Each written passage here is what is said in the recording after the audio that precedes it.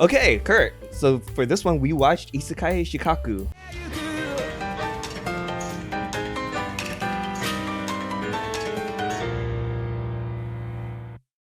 And this one was one that I had recommended to you. You know, I know you're a huge lover of Isekai, and this has been on your radar for a long time. Mm-hmm. Yeah. How did you know? Yeah. So I'm curious. What did you think about this one? It's fine. This is fine.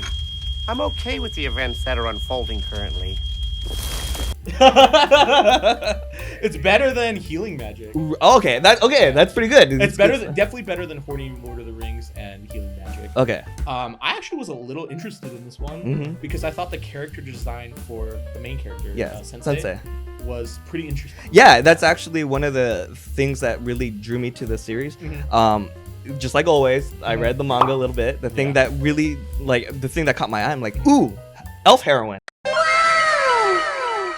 Okay, good start. Let's check this out. So it's wild because it's like his character design is interesting and everyone else's character design is so it's actually funny because I was like, oh, the main character has a neat design and it's like a Taisho looking era beginning, so I'm like an Isekai Taisho era protagonist. That's kind of interesting. And then the fact that the main character is like this manic depressive who tries to do a double suicide. Yeah, he's I've been holding this in so long. He's basically if the goth kids from South Park got Isekai. I do, yeah! Going down to South Park and have myself a toy. Death and sadness everywhere, loneliness and degradation. Going down to South Park to die. That's so true. All I could think about is the goth South Park. Welcome to South Park to die. It's like I just imagine them doing the dancing with they're smoking, and they smoke. It's so I thought that I was like, this would be if the South Park goth. Exactly. Yeah. That's such a good comparison. I immediately fell in love with the main character in the manga.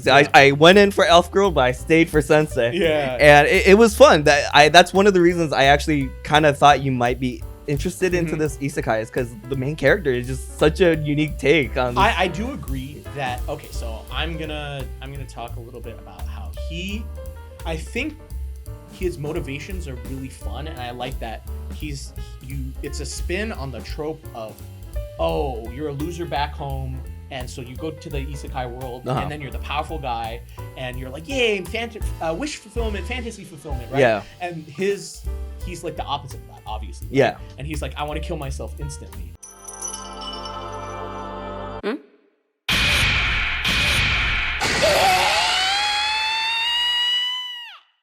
I thought this concept would have been really great as like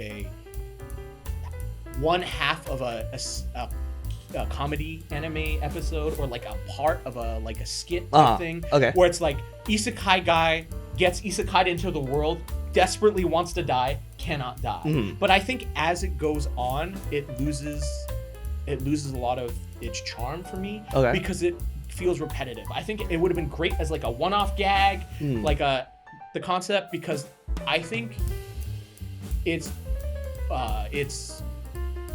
how it deals with tropes. To me, I was like, oh, this is actually interesting, right? Yeah. It's trying to like subvert the tropes.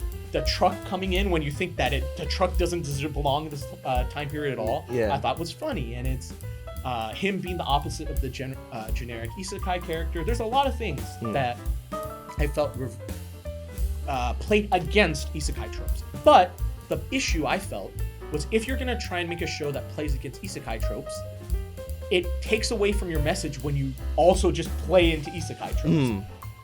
When he leaves and gets to that tree, and as soon as the cat girl is like, I'm a cat girl, save me, and then the tree tentacles come out, I knew exactly what shot we were gonna see, right? And Come on, just like, you need to have that.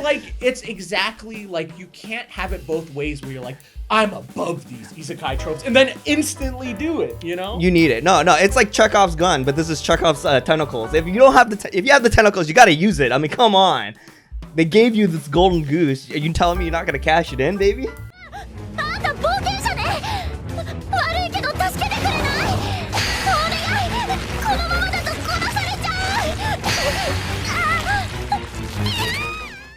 But yeah, well, I did love that. One of the things that made me really like this series is the way they handled Sensei's defeating of the death tree or whatever. I mean, that's interesting. Yeah. I just don't want to see like softcore pornography when I'm watching anime.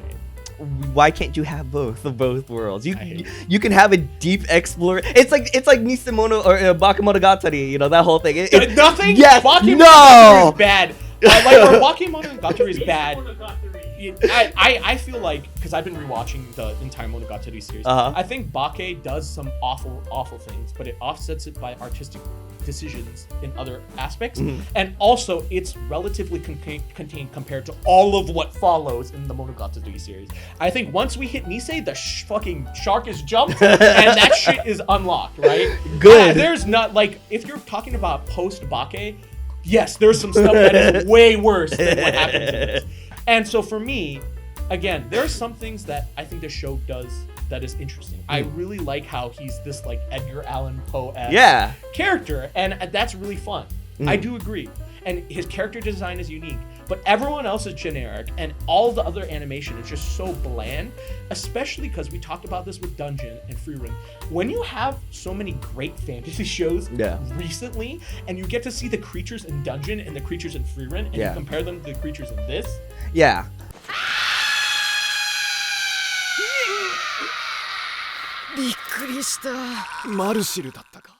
Yeah, unfortunately, it can. I kind of agree with the fact that like it's got this kind of a trope of the character's trying to kill himself, and then it can drag on that kind of a joke.